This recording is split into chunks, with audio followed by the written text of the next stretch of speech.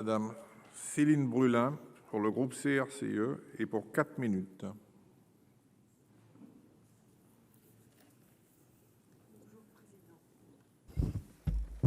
Merci beaucoup. Monsieur le Président, Madame la Ministre, mes chers collègues, 6 à 12%, soit environ 1 million d'élèves, sont victimes de harcèlement au cours de leur scolarité. Et l'actualité illustre régulièrement les dramatiques conséquences du harcèlement qui peuvent aller jusqu'au suicide, à l'image de la jeune Dina en novembre dernier. Ces chiffres alarmants appellent une mobilisation générale de l'école, mais aussi de l'ensemble de la société. Ce n'est pas un phénomène nouveau, mais il a pris ces dernières années un tour nouveau avec le développement des réseaux sociaux et des applications d'échange. De fait, le harcèlement ne s'arrête plus jamais et s'engouffre partout, jusque très tard dans la chambre de ses enfants. Il y a donc un nouveau défi à relever pour protéger ces jeunes. D'ailleurs, le Sénat ne se trompe pas en ajoutant la mention de cyberharcèlement dans le titre de cette proposition de loi. Notre amendement, à l'article 7, s'inscrit aussi dans cette logique en proposant de renforcer les obligations de service de messagerie instantanée afin de faciliter le recours au blocage de numéros.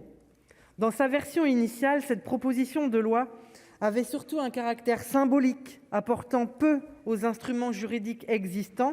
À l'inverse, la création d'un délit spécifique initialement prévu à l'article 4 était trop déséquilibrée, pas vraiment applicable et pouvait même s'avérer contre-productif au regard de la nécessaire prise de conscience collective sur le sujet.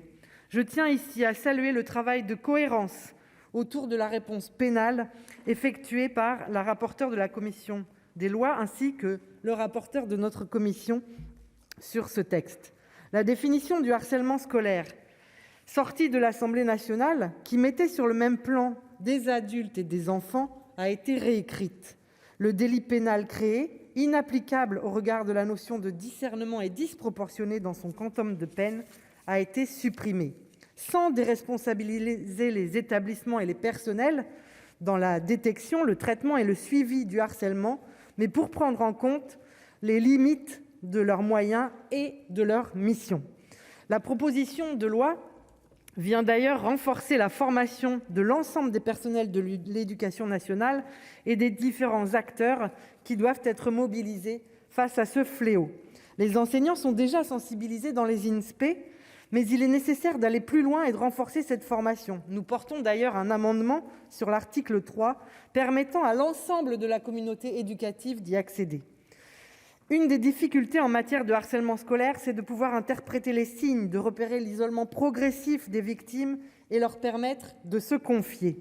Mais pour cela, il faut, et vous l'avez rappelé, monsieur le rapporteur, plus de moyens, notamment pour la médecine scolaire.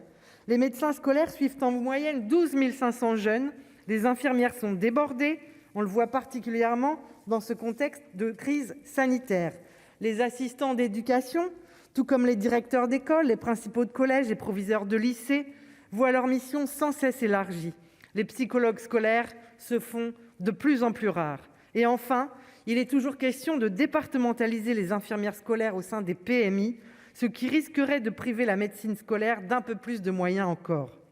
Je m'interroge aussi sur cette obsession, si vous me permettez l'expression, de vouloir toujours surcharger l'enseignement moral et civique qui ne bénéficie que d'une demi-heure par semaine, ainsi que les comités d'éducation à la santé et à la citoyenneté qui doivent traiter de sujets et d'enjeux toujours plus vastes. On ne peut pas demander à l'école de régler tous les problèmes de notre société, et encore moins quand les moyens d'accompagnement ne sont pas au rendez-vous. Mais ce texte propose une nouvelle étape dans notre engagement collectif contre le harcèlement scolaire. C'est pourquoi notre groupe soutiendra ce texte tel qu'issu du travail du Sénat. Je vous remercie. La parole à Madame